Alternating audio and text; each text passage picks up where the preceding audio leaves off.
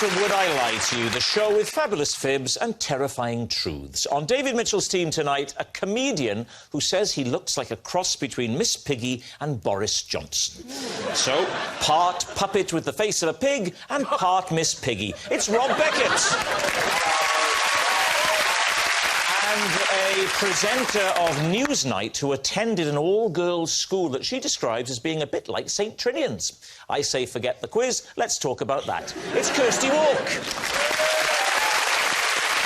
And on Lee Mack's team tonight, a dancer who's been in the business for 40 years. Quite an achievement, considering he says he's 37. It's Bruno Tonioli. And an avant-garde comedian and broadcaster who redefines cool. Cool now means having a beard and living in Norwich. It's Adam Buxton. And so we begin with round one. It's Home Truths, where our panellists each read out a statement from the card in front of them. Now, to make things harder, they've never seen the card before, so they've no idea what they'll be faced with. And it's up to the opposing team to sort the fact from the fiction. Bruno Tonioli, you are first up tonight.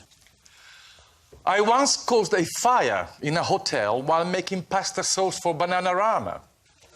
David's team. Bananarama, I should say, David, are a popular pop group from the 1980s, all-girl, three-piece band. Yeah, right. I should point out, girls are... I mean, the key question here, Bruno, is why were you making pasta sauce in a hotel for Bananarama? Because I'm Italian and, you know, people like my pasta. Who's your favourite member of Bananarama? They're all my favourite. They're all friends. Perfect answer. If he's lying, he's good. One of them is married to Andrew Ridgeley. What, really? Wasn't one of them married to the Eurythmics bloke? Yeah. Dave Stewart, yes. No, Dave you're Stewart, thinking of... That's Annie Lennox. No, Annie Lennox wasn't in Bananarama. It's so difficult working with such music experts. Anyway, back to the story. When was this? When was it? It was in the 80s. The 1980s. Right. But wait a minute, you were just... You were very young. Were you very I was young? extremely young. I was practically a fetus. And why were you with Bananarama? I was shooting a video. I was shooting a video. Were you dancing? You were directing it? What were you... Choreographing a video. You were choreographing a Bananarama video? Yeah. I have to say, having seen Bananarama videos, I don't think there's an over-reliance on choreography. You point to your hand like this, you go like that. You go up in the air, you come down. You go to that side. He said, what am I saying? Now, where is the kitchen and my saucepan? So anyway, I was working with a lot of pop groups at the time. Bananarama was one of my clients, and I was in Los Angeles shooting a video. And after we finished filming, I went to the hotel. They asked me to cook a pasta for them. Is cooking dinner at the end of the day part of the choreographer's job description? Because some hotels, I believe, at the very top end, will actually provide a food-making service for you. And in fact, I've heard it's even frowned upon if you attempt to cook your own meal on the premises.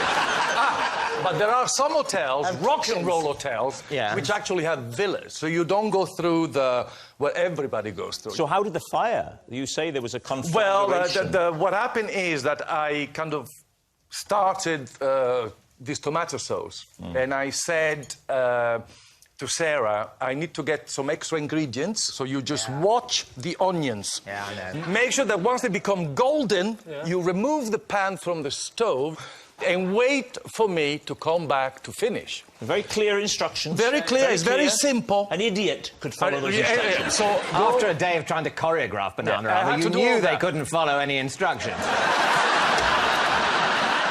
So anyway, so I come back, and there is, like, fire ranging, smoke everywhere. What the hell is going on here? Basically, she washed her hair, and the kitchen was on fire. Everything was black. I mean, the whole thing was a terrible disaster. Was Bananarama all right? Who cares? My pasta was ruined. Did the fire brigade come? Yes. Was that nice? Yeah. Was it nice, did you say, Rob? Was it nice? Very odd question. Was it nice? How was the fire engine? Was it nice? because in America they're always very nice. How are you doing, sir? Yeah. Is this your villa? Is it burned down to the ground? Yeah. Well done. Good job. Yeah. Good job. You know, they're lovely. I love it. Good job. Yeah, I like it. I like it. You know, they're so nice. Everything in America is lovely. It's good job. Okay. David, what are you thinking? What do you think? I'm thinking it's a lie. Really? Yeah. I think he's kind of telling the truth because it's so ridiculous. I think we're going to say true. I think it's true. OK. Bruno Tognoli, was it true or was it a lie? It was the truth. Yes, it's true. Bruno did cause a fire in a hotel when making pasta sauce for Bananarama. Adam, you're next. If my wife and I are having a row, to help us think more rationally, we go into separate rooms and continue the argument over Skype.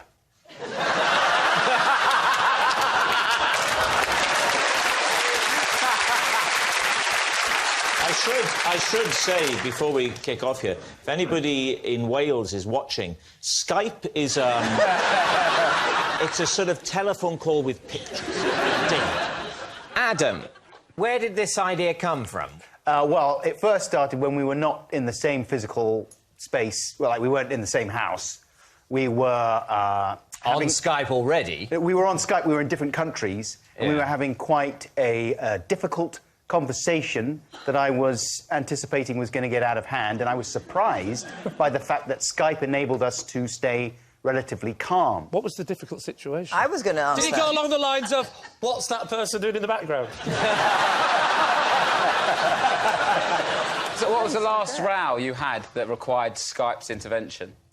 Well, I mean, this is kind of personal. You brought it up, mate. I mean, it was sparked off by drawers being left open. Oh. I mean, I was very irritated because it was something that I pointed out a number of times, and I was disappointed to see that Disappointed. the conversation. Classic. Classic. Yeah. I'm not angry, I'm disappointed. Disappointed. So I was you're- very disappointed to see that the tip that I had given about keeping the drawers closed, especially the ones at a low level, so I don't bark my shins. Is that really unreasonable? I was disappointed to see that that chat hadn't been actioned.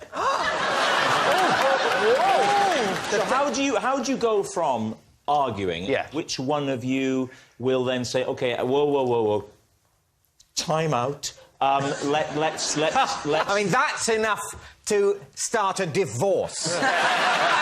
Someone goes, OK, time it. Right, that's it. I did that with my wife when we were having an hour. I go, make us a cup of tea. that doesn't help. Just a tip for you. Who makes that decision? How does it move on to the Skype stage? Yeah, I'm the one who makes the decision, because originally I thought that it would be a sort of funny way of diffusing some tension. Is this a system you could see yourself implementing, David? No. You and Mrs. Mitchell, perhaps, if tempers are ever, heaven forbid, raised? Well, I think it wouldn't work for us because I think we find computers more annoying than each other.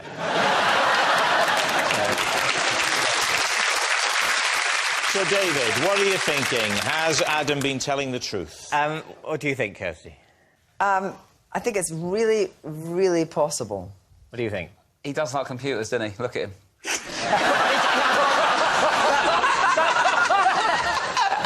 I've got one last question. Come on, then. Oh, right. The first time you had the row in real life, when you had in the back of your mind that maybe if you could get onto Skype, the row would be diffused. Was that not, to your wife, an incredibly annoying suggestion? Yeah, it was, yeah. I would have thought that the de-escalating effects of Skype would be overwhelmed by the escalating effect of suggesting Skype. It's heavy going, isn't it? It is heavy going. It's very heavy going, that one. 8 years of this. Get to the point! Get to the point is not an exhortation you can fairly make during a parlour game. There is no point. This is a pointless exercise. We are whiling away our finite time before the grave.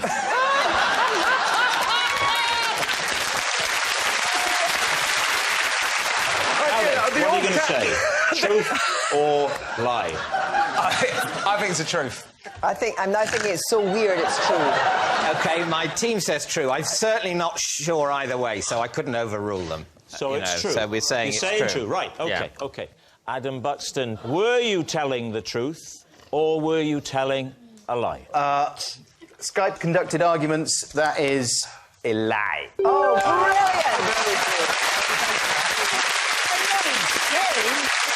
Yes, it was a lie all along. Adam and his wife don't go into separate rooms to argue over Skype. OK, our next round is called This Is My, where we bring on a mystery guest who has a close connection to one of our panellists. This week, each of Lee's team will claim it's them that has the genuine connection to the guest, and it's up to David's team to spot who's telling the truth. So please welcome this week's special guest, Hayden.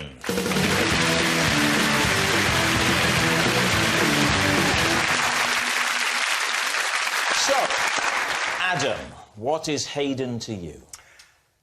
This is Hayden. He is the human statue that I once had to give a massage to because he got cramp in his leg.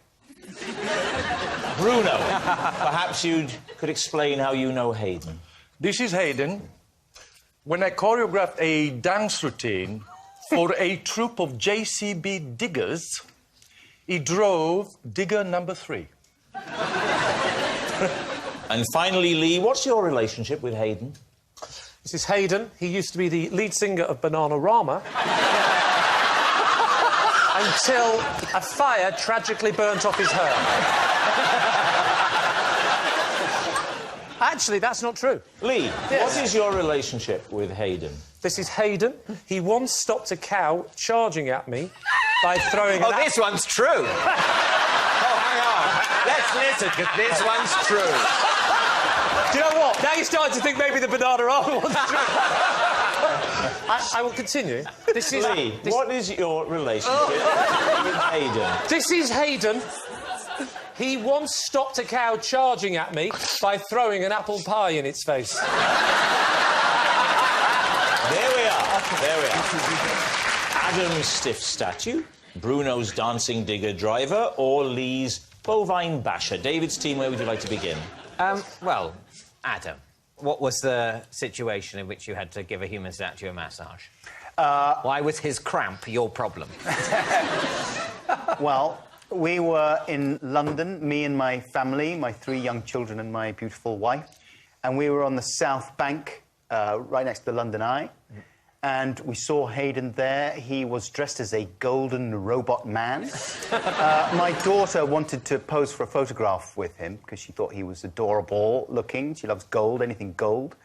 And in the middle of the photograph, he sort of started making pained robot noises. How did you become certain enough that a massage of an intimate part of his body would be gratefully received? I just asked. I said, would you like me to rub your calf? It's fact, funny enough, that's interesting because that's the exact phrase I used when the cow charged at me. Sure. Were there many people there? Because quite often a crowd gathers around someone like this. No, it was rainy morning, cold, rainy morning. When it was a rainy morning, why was you walking around London with your family? It sounds like a bit of a... You know, sometimes, I don't know if this is true or not, you can leave the house and it's not raining, then it starts raining. Yeah. I'm only going by the rumours I've heard. But what I normally do is go in like a coffee shop, not wander around looking at robots in the rain. What I would say to you, Rob, is do you have children? So often a 5-year-old says, Caffè Nero, please. This weather is intolerable.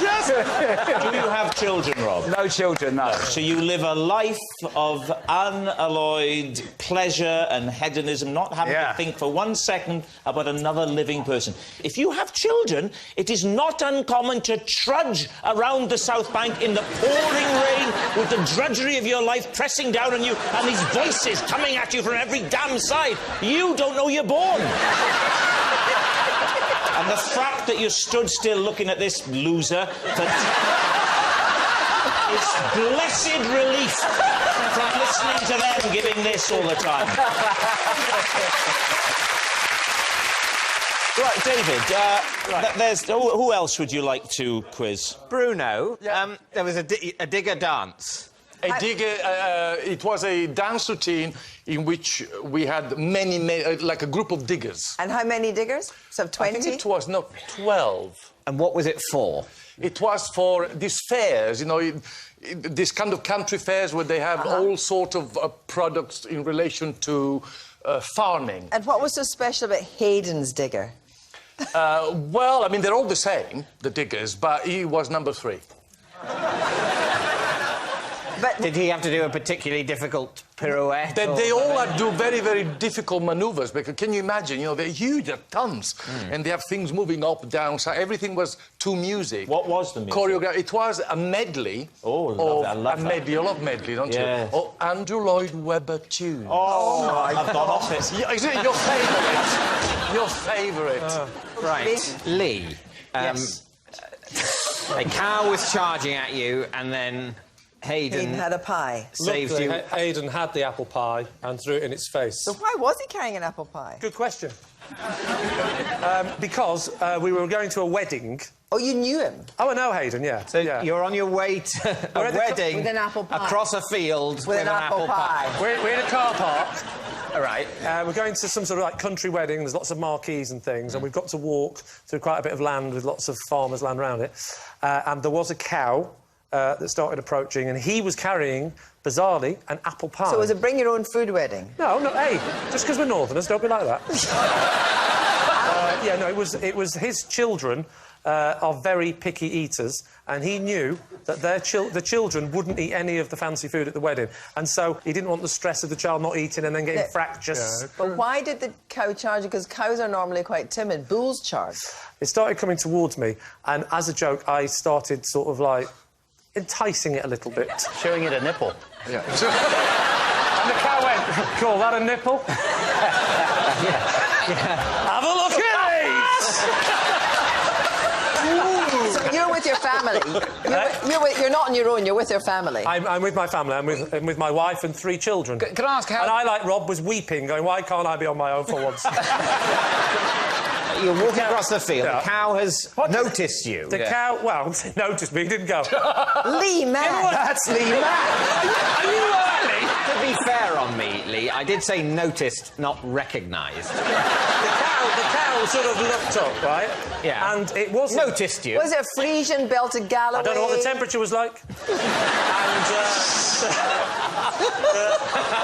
the cow, it was one of those ones that looked like Mick Hucknall. Oh, the ginger one. Ginger cow. Island one, yeah. You know the ones that look like Wait, Mick wait. Hucknall It's wearing a Highland- Vikings helmet? Yeah. Highland, one of those. Highland cow. In Cumbria. Where were you? That was, believe it or not, it was actually on the Isle of Mull. Okay. Now we're getting... Now we're getting somewhere. Yeah, we're getting Yeah, we're somewhere. on the Isle of Mull now, aren't we? You were dressed in a kilt? No, because I've got some self-respect. And so the cow noticed you, starts coming out. I don't think the cow was charging us in the sense of it's going to kill her, but it was walking very fast towards us. You got I your children with you, foolishly right? had picked up a load of grass and was sort of doing that. Wave the grass as a joke. I got the grass like that. It started getting a little bit out of hand because it started getting a bit of grass, and then we sort of walked away a bit, and then it walked very fast towards us. And I went like and sort of threw it in the cow's face, and the cow got a bit of a shock. How far away from the cow was Hayden when he launched the pie? What was? I would say... Did he actually press it into the cow with his hand? No, or no. I think he chuck mixed it up. over? I think he mixed up this incident and something that happened with the Chuckle Brothers. He didn't go. And he did threw it down slowly, and the cow went.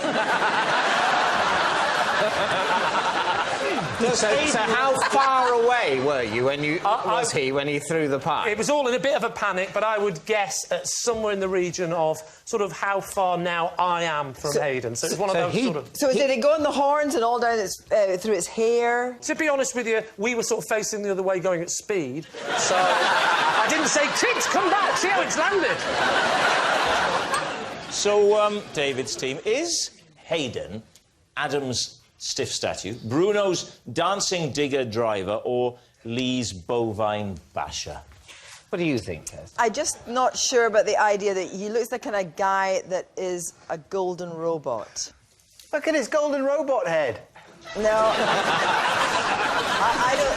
I don't think he's a robot. Now, it doesn't show Lee in a good light because he's acted incredibly stupidly and then couldn't repair his own damage. Yeah, well, absolutely. He's He's lured... literally I put didn't his have- children in danger. No, Yeah. whoa. Yeah, you Hang put your on. children I'm not in having danger. another one taken into care. I did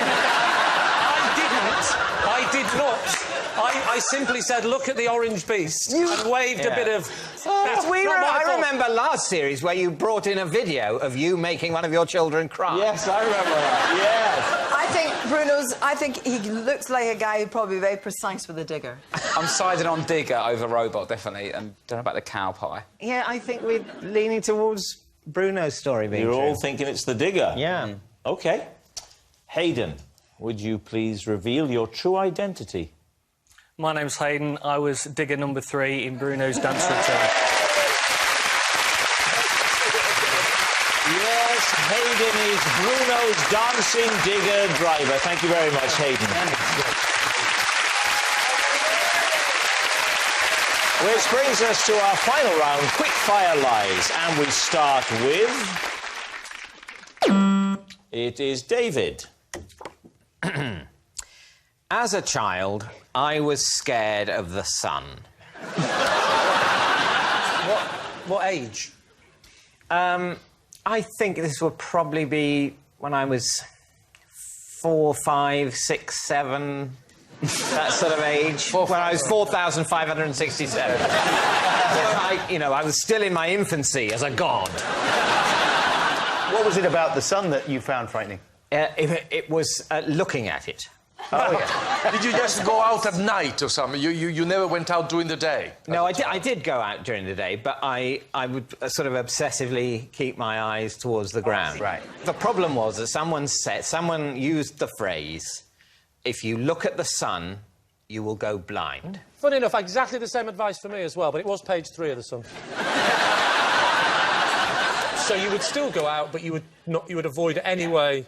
And glancing then, at it. yeah, and then, occasionally you sort of turn your head and the sun goes through your vision, Yeah. and it can create that slight, when you blink, you can still see. And you thought that was burning And I your thought, retina. right, well, yeah, what's that? Is that the beginning of the great blindness. eternal darkness? Yeah. You really had a happy childhood, didn't you, then? We were all then on our rally grifters, and you were thinking about the eternal darkness. Did anything else scare you as a child? Oh, yes, most things. What else scared you?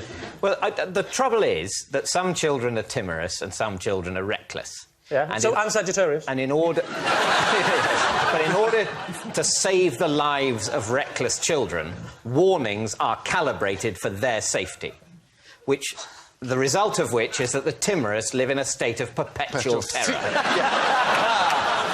What I needed to be told is, you know what, most days you won't die, it's fine.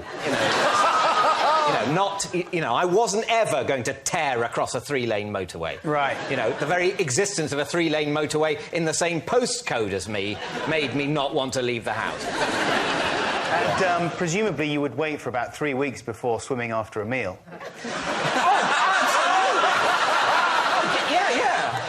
No, and having an ice cream in the afternoon and then thinking, right, well, I should probably not swim for the rest of the holiday. And then someone says, when I was an adult, you don't have to wait at all. It's all a myth. You can swim and eat. Did you... While looking into the sun. So what are we thinking? Adam? I'm thinking true fact. I'm going truth. So you're saying it's the truth? Yeah. Go on, we'll say it's true. You're going to say that it's true. OK. David, truth or lie? It is true.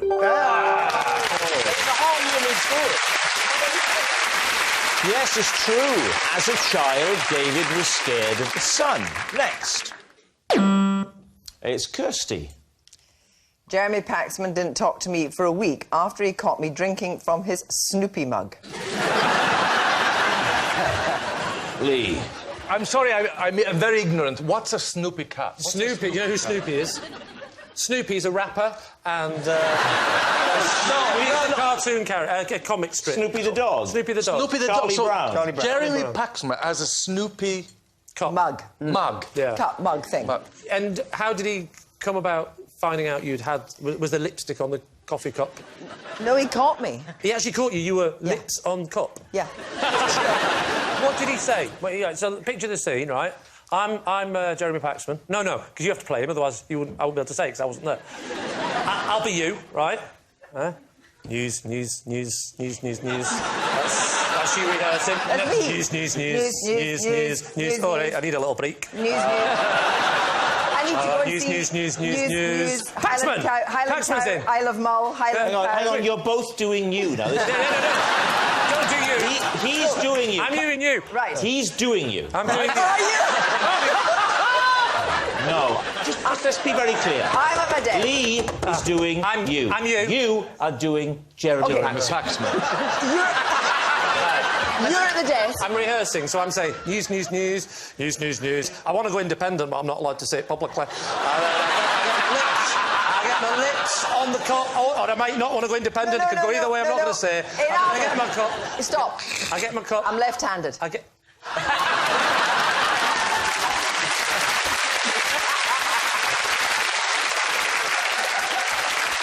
So there you are. You're doing the drinky thing, and it's got to your lips. The lip. Paxman. What does Paxman say? Kirsty, you're not drinking out my Snoopy mug. So he said you're not drinking out my Snoopy mug. What's he doing this for? What's it? What? You said you're not drinking out of my Snoopy mug, are you? And you're me. Oh yeah, sorry. With him, You're me anyway. I'm and I've got my left hand. Are you doing Paxman now? No. Why is he talking like that? I don't Because the understand why he microphone's does broke. this. He's like, he's a long way away. It's a big room. It's a long way away. Are you drinking out of my cup? It's a small room. So you've got the cup, and Paxman walks in, and then you say, I can't do you because I wasn't there. You have to now be you. So you said, I'm now Paxman. Or, Kirsty, are you drinking from my Snoop, whatever? And you said... It's only a mug. What does it matter? And he said... It's my mug. And you said... OK, have your mug. And he said... Wash it first. Oh. I've been through that conversation with a woman before. OK. But then he didn't talk to you for a week. A week's a long time. What is it about Paxman? We wouldn't talk to you for a week because Who of said that? That was in your... You did when you read it. I think we made the number. I think it's a fly. Who said that? Oh, no, who was it that said that? Somebody said it. I suspect you're edging towards her telling a lie. I think it's a lie. I think it's a lie. And do you know what? I believed her until the week mistake. Until the unravelling. So you say it's a lie. Kirsty, was it truth or was it a lie? Try.